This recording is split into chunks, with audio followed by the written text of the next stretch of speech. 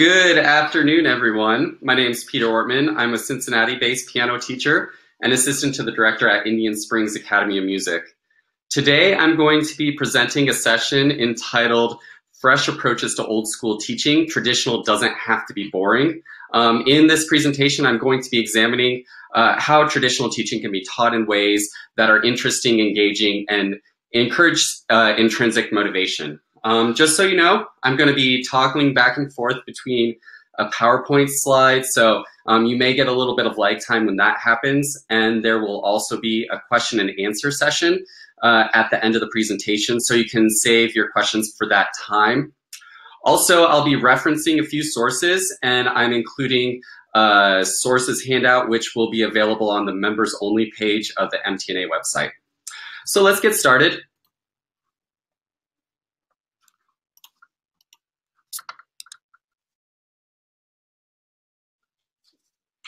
So first of all, a couple of definitions. What is traditional teaching? Well, I'm defining traditional teaching as literacy-based teaching, basically teaching students how to read and interpret music. In other words, I want my students to be able to learn a piece on their own without heavy dependence on rote teaching. So this involves music literacy, teaching note reading, teaching rhythm and pulse, and it's also somewhat conservatory style based. So we involve things like teaching the repertoire, basically the greatest hits of the classical canon, as well as performance practice of how to play those pieces. It also involves teaching skills like ear training, sight reading, and academic topics. But why am I talking about traditional teaching? Well, I believe that its value has been proven over time. I think that literacy-based teaching leads to student independence. And my personal opinion is that if a student can't learn a piece independently from us, I don't know how well I've done my job. So I think that I believe in traditional teaching just because its value has been proven in creating artists and independent learners. And the essential skill that students gain from this method is that they learn the canon of repertoire and how to successfully learn and perform it. Just one caveat, I'm not making any value judgments about how other skills than just artistry need to be taught. That's another presentation for another time. So why this specific topic? Why fresh approaches? Well, there are lots of trendy teaching methods out there. And I think that in comparison, traditional teaching can feel kind of unsexy. There's lots of focus on teaching trends in academic circles, things like improvisation, entrepreneurship, teaching pop songs and lead sheets. And I think because so many of these trends are fun and exciting, traditional teaching can feel kind of old and stodgy. And I'm not getting down on the other topics, by the way. I just think that literacy-based teaching needs an advocate. And let's be honest with ourselves. Depending on how it's taught, traditional teaching can be kind of boring. I think that if the MTNA conference were like a family reunion, and every session were a person at that family reunion, the session on traditional teaching would be like your sturdy great aunt who isn't necessarily the life of the party, but you can sure count on her to bring a big thing of scalloped potatoes. But I believe that teaching these skills doesn't have to be like forcing your student to eat their vegetables while teaching pop songs at the end of the lesson is like giving them their dessert.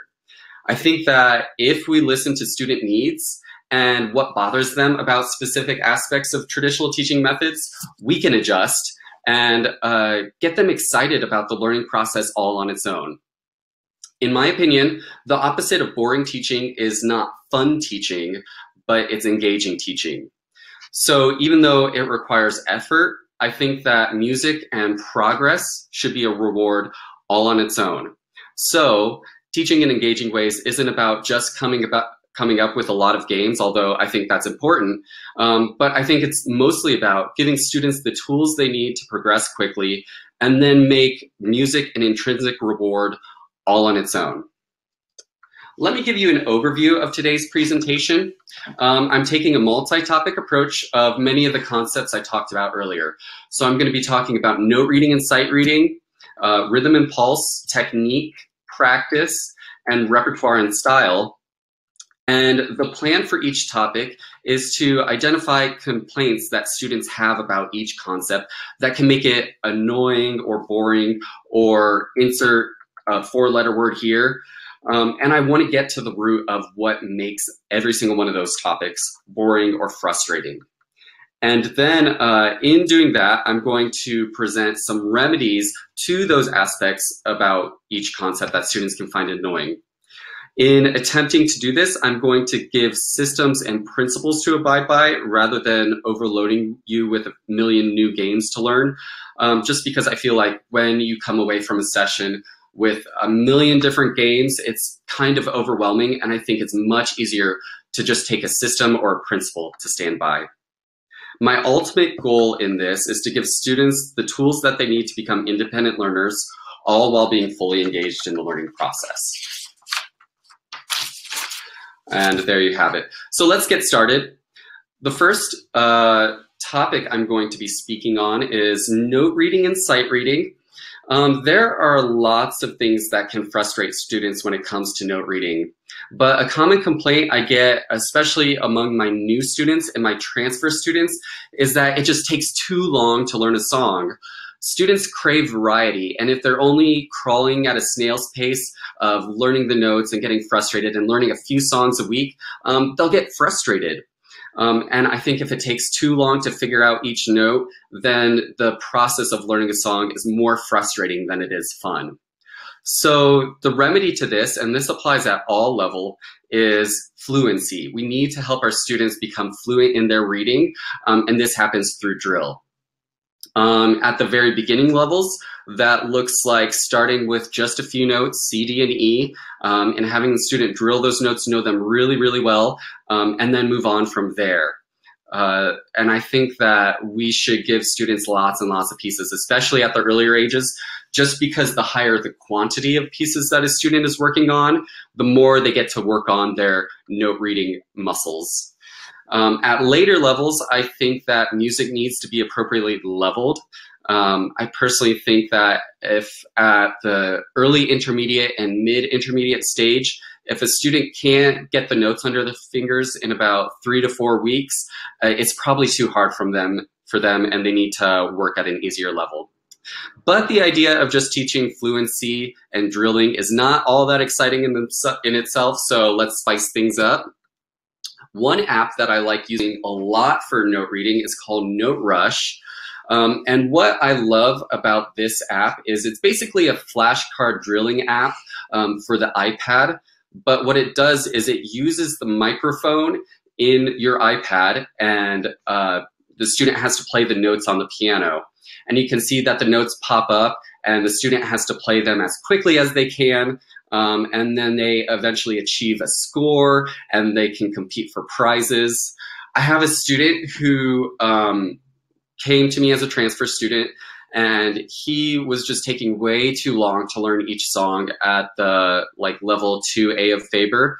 And so I got him going on Note Rush, and he downloaded it on his personal iPad at home. And he was playing it every single week. Every week he would be so excited to tell me what his new high score was. And since then, his reading has improved pretty dramatically. Let's also talk about the sight reading end of things. A common complaint I get about sight reading specifically is that my sight reading pieces sound terrible, and I'm awful at it. So I think the remedy to this is, once again, it goes back to the leveling idea of we need to get music that's easy enough for our students. Let's say they're at level 4 in the repertoire, but their sight reading is more at a level 2. Well, we got to bump them back and get them really used to drilling those skills. We also need to get better materials so that the sight reading process is actually fun. I think maybe some of you do this. I like to get the old method books, like let's say my student used to work on Faber. I'll use Alfred's Premier Piano, and I'll play the duets with the student. So that way they're forced to keep a beat, they're forced to keep moving ahead, and it fills out the sound a little bit more. They have a little bit more fun. So I think that that's a good way to get some good material for your students. Also, one app that I particularly love is called Simply Piano. It's from JoyTunes, the same folks who made Piano Maestro. And this is an app that gives tons of material at all different levels, from the very beginning levels all the way up to intermediate, mid-intermediate levels. It works chords, it works single notes. And so I'm going to play the video for you. What you can see is the screen moves along, and then the music comes up. They have to play the notes as they come to the blue bar. And the audio may not be all that great right now, but what I can tell you is that it has fantastic backing tracks, and it also uses songs that the student would have heard on the radio. It has Katy Perry, it has Taylor Swift, it has Bruno Mars. Everything that your student will love is in this app at all various levels. So I strongly recommend Simply Piano for drilling sight reading with your students. Also, if you're looking to get away from the piano to work on your students' reading skills, here's a game that I found on Teach Piano Today. It's called Echo, and this can work both in group and one-on-one settings. The way it works is first you'll pick a line of music, and you say one note, then your student has to say another note, and then you just go back and forth as quickly as you can. The faster you can time things, the more the student will really get into it. You'd be surprised, with a timer and points, students will go nuts over this game. They'll get really wild, and they'll want to practice their note reading. Let's switch gears and let's talk about rhythm and pulse.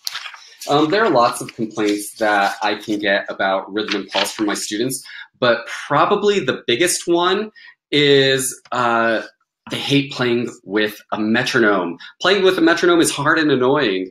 And you know, not everybody has enough of an innate sense of pulse that they're able to understand a metronome right away.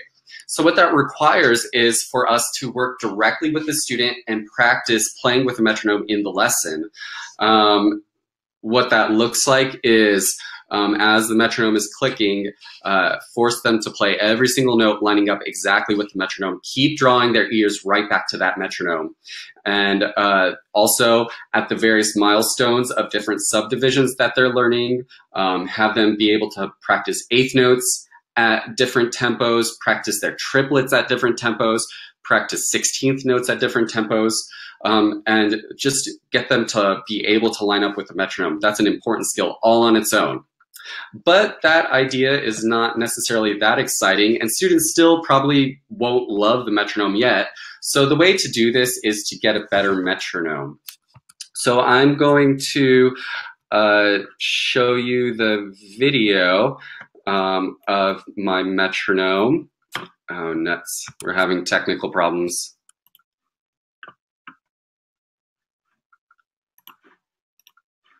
Okay. Here we go. This is a metronome that I really enjoy. It's called Pro Metronome. And it's basically like a traveling drum kit for your student. I'm going to play a little bit just so you can hear it. So, like a typical drum kit. What I love about it is it has all kinds of different styles. It has pop, it has rock, it has Latin, it has funk. You can do all kinds of subdivisions. If they're working in compound time, you can cut up the subdivision into 3. You can customize different beats by clicking on things. Let's see what this one sounds like. Okay, so there you go for your compound time. And it's way more interesting than listening to a metronome click. So I strongly recommend that. There's also GarageBand, where a student can create custom beats.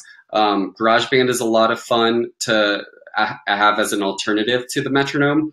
The one warning I would give about it is sometimes the beats can be a little bit random and hard to line up with at first.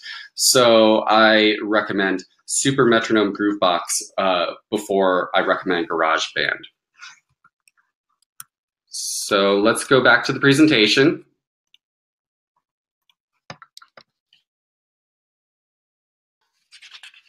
The next topic I want to talk about is technique. There are a lot of common complaints you can get regarding technique, but some of the ones that I get the most are, I hate playing scales over and over again. And you know what? The translation to this is that playing scales can be kind of mindless, and mindless repetition is boring. If they're learning the A major scale and you have them do it 10 times in a row, they're going to get really bored. Their eyes are going to glaze over and roll into the back of their head. They aren't going to have fun anymore. So the remedy to this is to make playing mindful, and that happens by varying the approach. Instead of just playing the A major scale 10 times in a row, have them play it with different combinations of hands, have them start on more notes than just the tonic, have them play different rhythms. The more you vary it, the more ways that you can attack just a single topic, the more they understand it.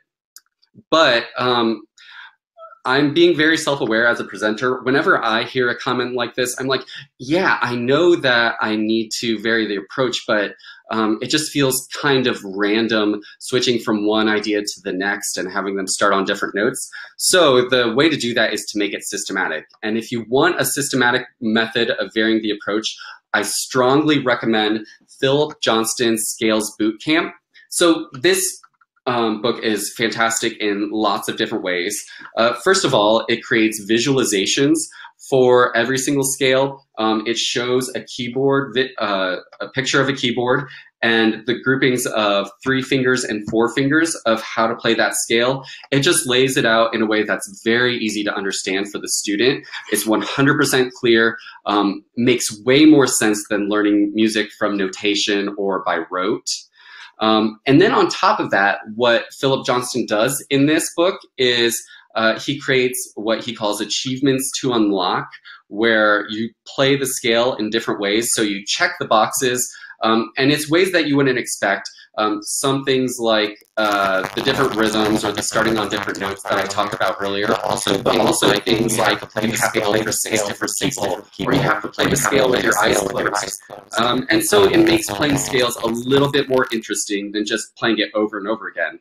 And so I highly recommend this book, Scales Bootcamp. Another thing that can make technique difficult or annoying or boring is that students will say it's impossible to remember everything. And you know what? I have to hand it to the students that it is really hard to remember everything. So many combinations of white notes and black notes, so many combinations of fingerings, and then when you have to put it hands together, and then when you go from 1 octave to 2 octaves, it's just so much to remember. And so I can very much empathize with my students having trouble to remember this. So the remedy to this is consistent review. I start at the very basic levels of just pentascales, and then work my way up to having them play every single white note pentascale every single day. And then we move on to major 1 octave scales, hands alone, every scale, every white note scale, every single day. Same thing with minors, then we move to hands together. And this works a lot better because students are constantly reviewing. So these scales and different technicals get into their blood and they know it super, super well compared to if they work the A major scale for 1 week and then they take a break from it for 3 months and then come back to it. They aren't going to remember their A major scale. And so the way to do this and to keep it systematic is by creating technique charts. You can see a couple different technique charts that I use in the background. And to make it a little bit more interesting than just going through a technique chart, you can create progress charts for your students in your studio where they can see how they stack up with all the levels that they have to get through, and then how they stack up with the different achievements that they have to unlock in comparison to other students. Your students can get really competitive with this, which is a good thing, and then add prizes on top of it. Your students are going to go nuts over it. Another complaint that you can get about technique is that it's not music. And you know what? Playing those scales and arpeggios, it's not music all on its own. We as teachers understand the value of technique because we see scales in our sonatas, we see it arpeggios and broken chords all the time in our music. But our students may not see that yet. So we have to give them context, and that happens through assigning etudes that fit with the corresponding technique. So students will understand the importance of playing pentascales and really playing with a strong tone on every note if they're playing the Bergmuller arabesque, where they have to have everything be clear and crisp and articulate. So I strongly recommend assigning etudes, but it can be difficult to find an etude to correspond with every single technique.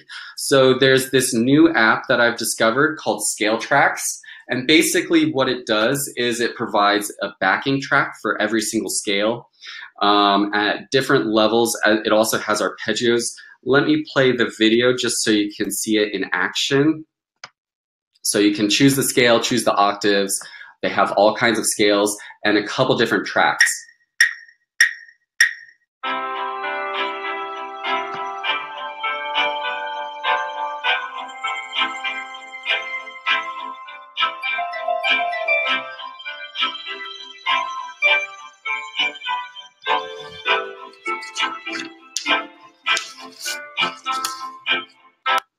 So this app is just one way that you can give context to some of the technical skills that your students are working on. Piano Maestro also has an entire section for technical skills with some great backing tracks. So if you already have Piano Maestro on your iPad, check out that feature. It's really good. Also etudes. That's what I recommend for giving context to your technical practice. Okay, let's switch it up and talk about practice. One complaint you can get from students is that they don't really know what to do. They don't really have any structure or direction in their practice. Most students, when they first come, if they haven't been taught about how to practice, they have this vague idea that you have to repeat things over and over again, and it's supposed to get better, whatever that means, but they don't really know how to get from point A to point B. And so to make practice not a frustrating thing where you're just mindlessly repeating things, we have to create the structure for our students. So that looks like practice plans, troubleshooting flow charts, practice charts, especially at the earlier stages. Here are a couple different practice routines that I have for my students. First of all, with my beginners, I have a set of steps that a student will go through with every single song. So they follow this step for every song that they learn. First, they say the notes, then they clap and count the rhythm. Then I have them play the rhythm, play the notes with no rhythm. So they're allowed to have pauses and they're just learning what the notes feel like under their fingers without having to think about pulse or tempo just yet. I have them do that 2 times in a row. Then once they've gotten a little bit of tactile skill with this, I also have them play and count the notes 2 times in a row. And then the final step is to play it 5 times perfect. So if you give this to your students, they know exactly what to do, and they're going to learn their pieces very effectively every single time. And they won't have so much trouble filling out 20 minutes of practice with their couple of songs because they have ways of repeating things and attacking things from different angles, and then they really know their songs. I also have this thing called a 5XP practice chart. You can't really see it here. I'm going to include it in a handout later. But basically what it is for students who are having trouble with their notes, this is a fantastic method. What I do is I divide the song up into different sections, and then every single day they have to mark down whether they've played that song 5 times perfect. And when I say 5 times perfect, that means for every time they play it perfectly, they get a point. For every time they play it wrong, they lose a point. So they're playing it more times correctly than incorrectly. They're building up some myelin in their brain to get those neural pathways going, and they'll really know their song. So I have students who are having trouble with their notes come and ask me for these charts just because they realize it's really helpful, and it really is helpful structuring, actually writing these things down. I also have self-evaluation sheets. So I have some, but you can also create some. Just teaching your student to ask questions about how they played a song. It gets them thinking a little bit more critically about their playing, and that's what we want. We want critical thinking as they're learning their songs. There are also speed trackers. Let's say you're trying to get to faster tempos. It's hard to do that systematically, especially if you aren't intending to do it systematically. Just ask your student to go from a slow tempo to a fast tempo. They'll bump it up about 20 metronome beats, and that's just way too much usually, and they can't handle it. So helping them keep track of what tempos they're playing at, if they're able to play it 5 times perfect at that tempo, then they can move up 5 beats, and then once again 5 times perfect at that tempo. So that's a very systematic way of increasing the tempo. Another complaint you can get about practice is that I don't like doing things over and over again. And so the translation to this is that plain old repetition is super boring, especially if it feels like there's no point. So the remedy to this is we have to give purpose to every repetition. This happens by asking your student leading questions to try and figure out what types of practice apply to various problems. The more you ask them these questions, the more they figure out what practice methods are fitting for the various problems that they'll encounter. One thing I'm in the process of doing is creating a flow chart for my students of like, if they experience this problem, then try this. And then if you're still experiencing this problem, then try this. I haven't finished it yet, but I'm planning to give a presentation on this sometime in the near future. So just be looking out for that. I strongly recommend also writing flow charts on your own. So this is a great way to give repetition some purpose. Let's talk about repertoire now. Sometimes your students can complain about a lot of things, but one thing I hear every once in a while is that my music is boring. And you know, if a student isn't really engaged in the songs that they're playing, then they're just not going to be thrilled. Maybe they'll do what you tell them to do, but they aren't going to put their heart into it. And so they aren't going to have as much fun. They're not going to be as engaged. So a lot of times when we assign different pieces to our students, we have reasons behind that. We have specific pedagogical reasons for why we've assigned each piece. Let's say we want them to play an invention, or we want to finally have them learn a Chopin waltz. The remedy to do this is still give your students choice, but within the specific pedagogical parameters that you have. And this goes back to an idea that I learned in my doctorate called the locus of control. So this is a concept from personality psychology. And without getting too much into the weeds about what locus of control is all about, it basically posits that the more in control a person is over their decisions, the more self-efficacy they have built up, the more happiness they feel, the more competent they feel. And so if we can give students choice within pedagogical parameters, then your students are actually owning their decisions and they're owning their repertoire. Let me give you some methods of how I do this. First of all, I think the best source for intermediate repertoire is the Celebration series. What I love about the Celebration series is it cuts things up into different categories. So like they'll have, in this level 1, for example, they have classical and Baroque pieces. They have another list of romantic and contemporary and pedagogical pieces, and then an entire list full of inventions.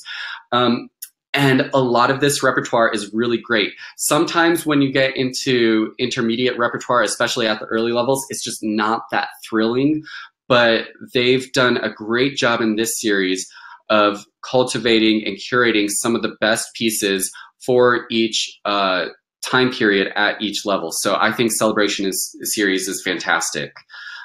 Maybe that's not enough choice for you. You can go even farther by looking into the syllabus for the Royal Conservatory, where they have even more choices on top of what you'll find in the Celebration series. You can find that online. I have a link to that in my sources handout.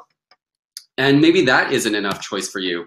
Well, if you're looking for some good intermediate repertoire, I strongly recommend Jane McGraw's Pianist's Guide to Standard Teaching and Performing Literature.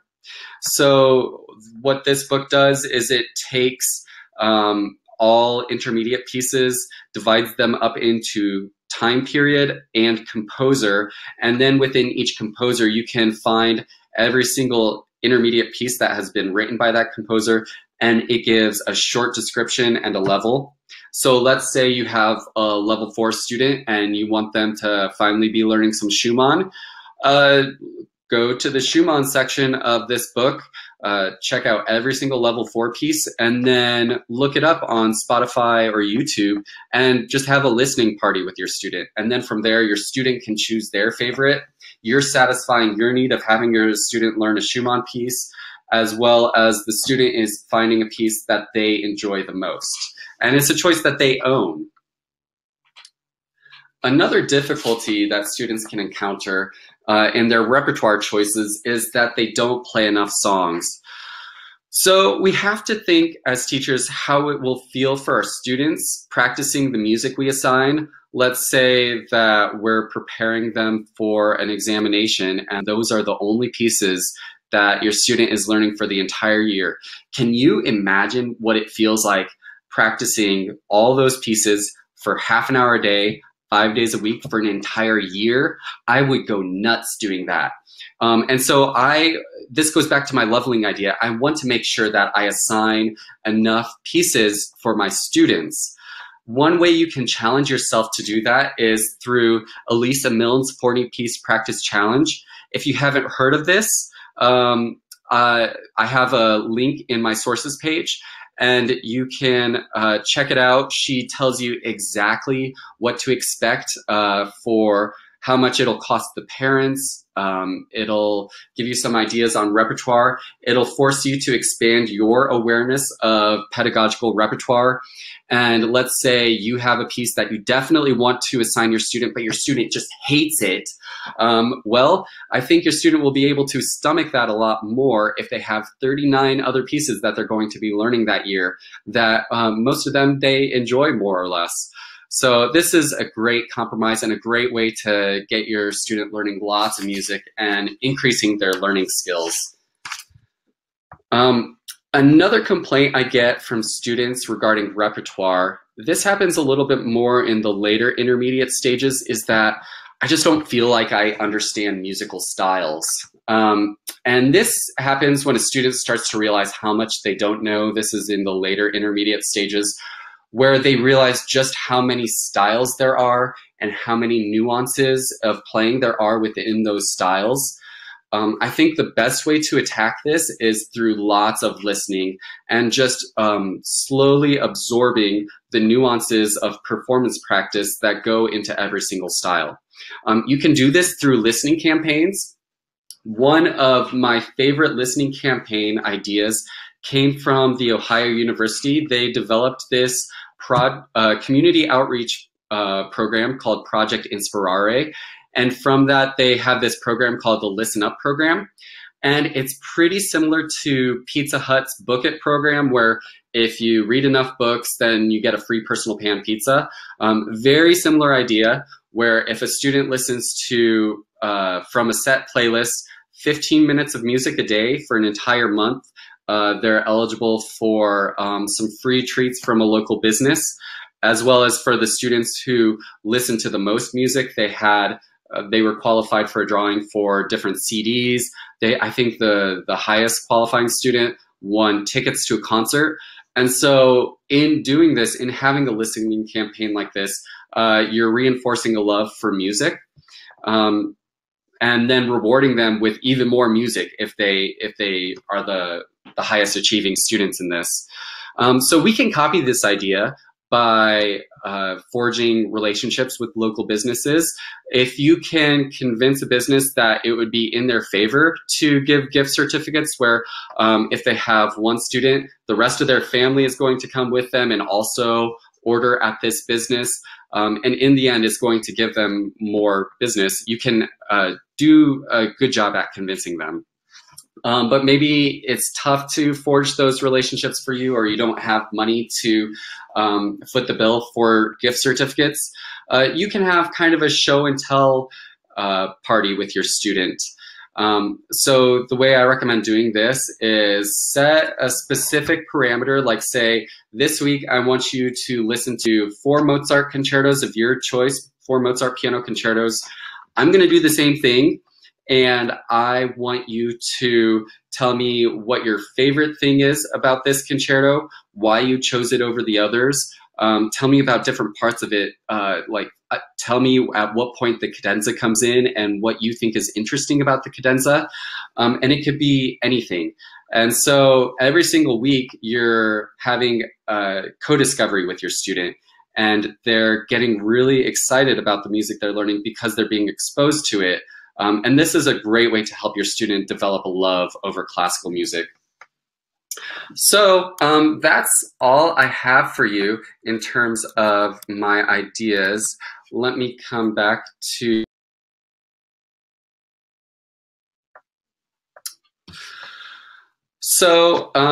most of the ideas that I presented today are about listening to your students' needs in the learning process. I argue that the opposite of boring teaching is engaging teaching. So that means not necessarily playing a ton of games, although it can mean that, but mostly it's about just giving students the tools that they need to become competent musicians. And I think that in giving students those tools, that will lead to a sense of progress, which will lead to a sense of accomplishment, which will lead to an overall excitement over the learning process.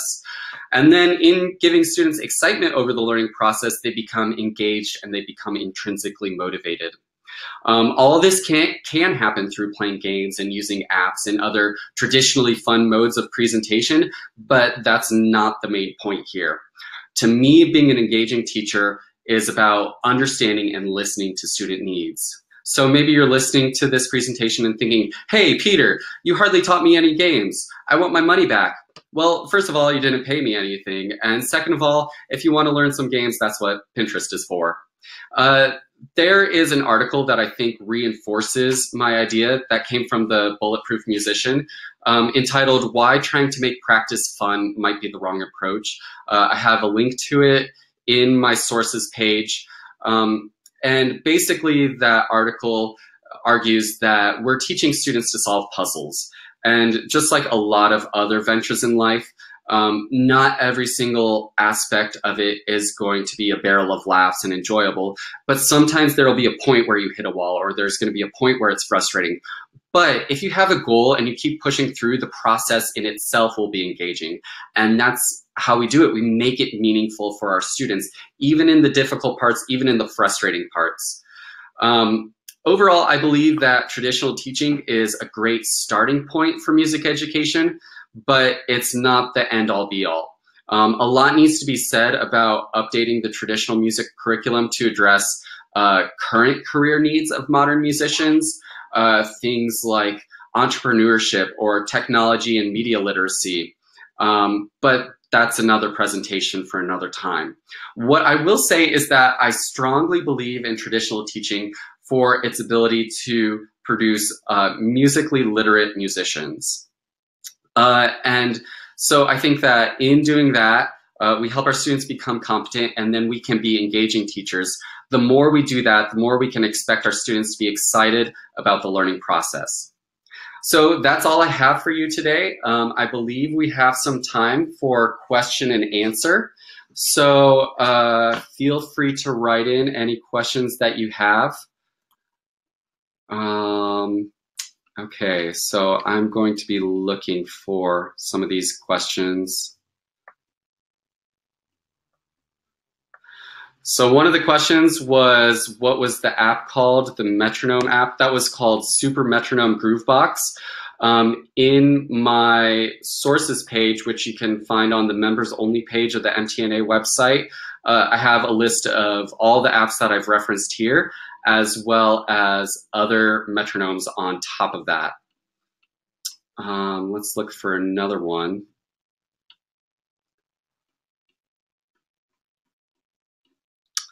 So there's a question about which app uses your microphone.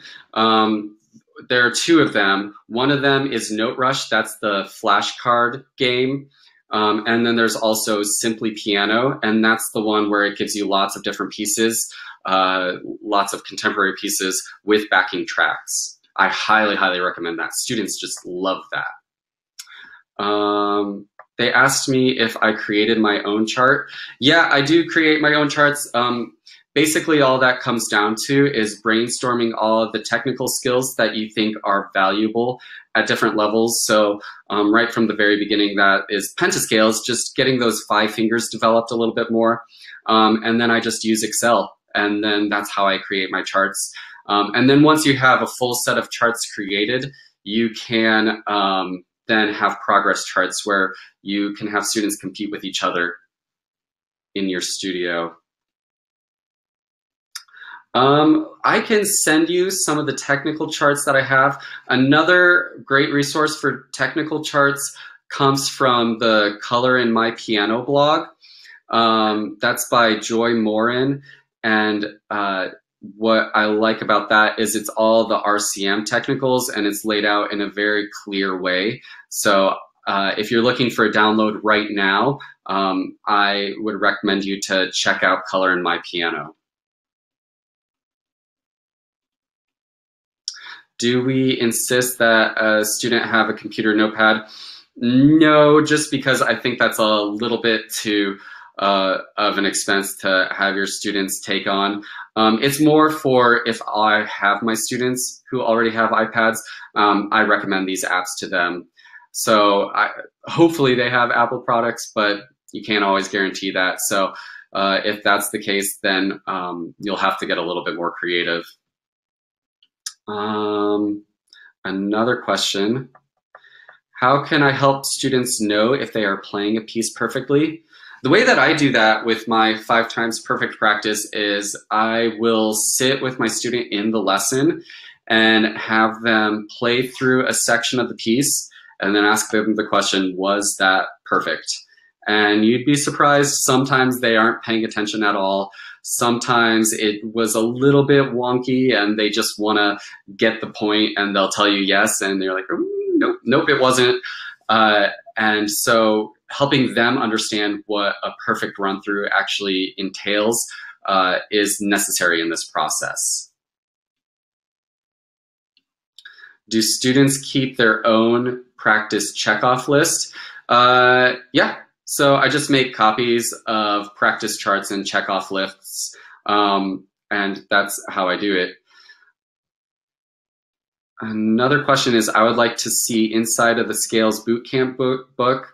Unfortunately, I don't have a copy with me of the Scales Bootcamp book. If you're looking for a resource that has that, Tim Topham did a blog post all about the Scales Bootcamp book. And so I would recommend checking that. So that's at Tim Topham's website. You can Google it. I'm not 100% sure of the website name off the top of my head, but just Google Tim Topham and you'll find it.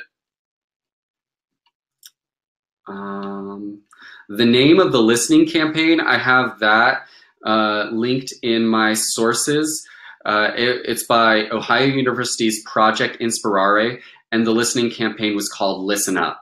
So you can find a link to that in my sources page. So I believe that's all the time we have for now. So thanks so much for joining in on this webinar. It's been great talking to you. If there are other questions, I can answer them offline. What I'm going to do is I'm going to make a document and then also include that on the members only website page of the MTNA website, and also links to this archive and video of this webinar is available in the archive of the members only page on the MTNA website. So thanks so much for joining in, and I hope to run into you at the MTNA conference, and I'll talk to you soon.